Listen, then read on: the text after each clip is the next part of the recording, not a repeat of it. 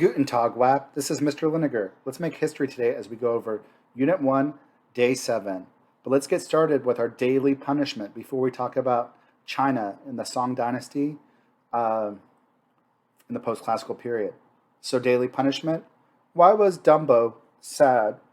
He felt irrelevant. Irrelevant. Okay.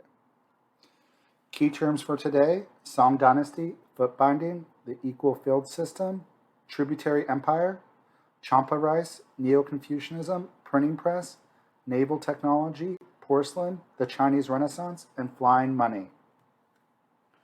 We're going to go over the political, cultural, and economic characteristics of the Song Dynasty. So what are we waiting for? Let's get started, guys. The Song Dynasty will reign until 1279. It will be conquered by the Mongols. It'll have a weak military. It was really economically advanced. It had a lot of economic developments. It had a flourishing culture, although it was very sexist. It was a tributary empire. It had a weak military, so it would have to pay tribute to the nomads to prevent them from attacking them. The Xiongnu would be paid tribute. It did follow the cycle of the dynastic cycle. The dynasty became corrupt after a while. There was cheating in the Confucian bureaucracy system, civil war, nomads attacked, and eventually it will fall to the Mongols in 1279. There's going to be a huge population shift in China during this time. One of the reasons that happened is because of champa rice. Champa rice was twice flowering rice that was able to go and be produced 200% more. It's going to lead to a population growth in China where their population will increase times 300% more. China will become the most urbanized population country in the world. Many cities in China will have a population over 100,000. Or in Western Europe, there was only one city, Constantinople, that had a population over 100,000. These are two of their major cities, Chang'an and Hangzhou.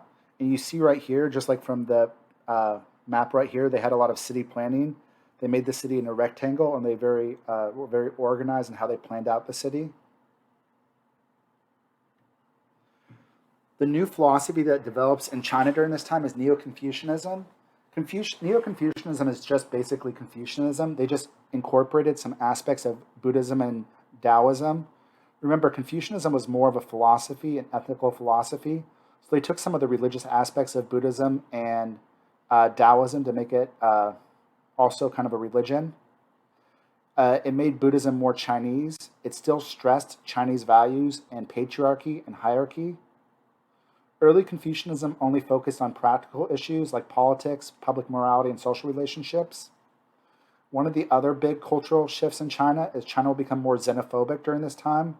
They're going to start to dislike foreign ideas, and there's going to be a reaction against foreigners. The most prominent Neo-Confucianist during this time period was Zhu Zi. China was very patriarchal.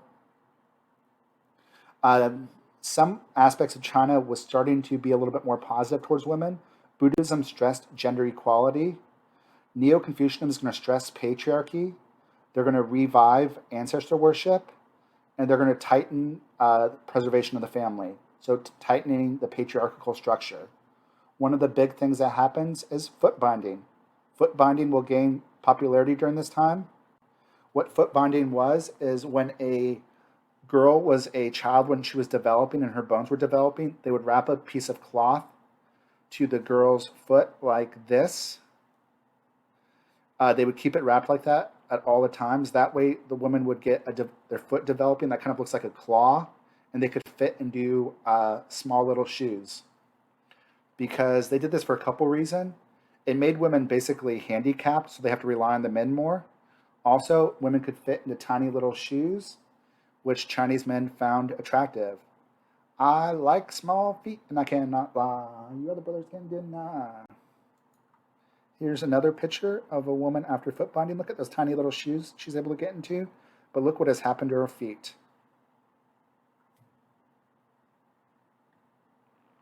There will be a lot of technological and economic developments in China during this time. We're going to have a new type of trade good called porcelain that will be traded along the Silk Road along with silk. It's a type of glass, sometimes called Chinaware. There's new metallurgy during this time where they make a different type of iron using coke. They make steel. Gunpowder is going to be discovered during this time period. Gunpowder will not be used for weapons for the most part. It will be used for fireworks. There will be some like people using it like for flamethrowers, primitive bombs, but the Song Dynasty will not exploit using gunpowder as a weapon. And the idea of gunpowder will eventually get to the Europeans and other civilizations. The printing press will be developed in China with block printing. It's going to make books more widespread. And the printing press in China was invented 300 years before Johannes Gutenberg created it in Germany, in Europe. There will be new naval technology that will be developed. We have a south pointing needle, so magnetic compass, double hull junk ships with rudder, watertight compartments. At this time, China was the most technologically and economically advanced civilization in the world. They had a market economy. This is one of the only times in Chinese history where the merchants were respected. Remember, previous Chinese dynasties did not like merchants because they considered them leeches. They just basically charged for something that somebody else did. They didn't actually make anything. The merchants will attempt to intermarry with aristocrats and landowners. There'll be new financial instruments that are created in China during this time. We have flying money, which is basically paper money.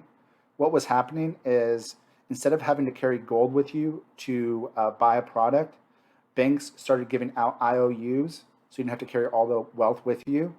And this is going to become the beginning of paper money. And the Chinese created the idea of paper money like hundreds of years before the Europeans did. China was a very cosmopolitan society. There were foreign merchants in large cities in China. There was Arabs, Indians, and Southeast Asian, and some foreign quarters in Chinese cities. At this time, China was the wealthiest nation in the world. It had a plethora of technological developments. This is sometimes called the Chinese Renaissance because it's a flourishing of Chinese culture and economics. All right, and that is all I have for you for today. Song Dynasty, Chinese Renaissance. Until next time, deuces. Deuces, deuces.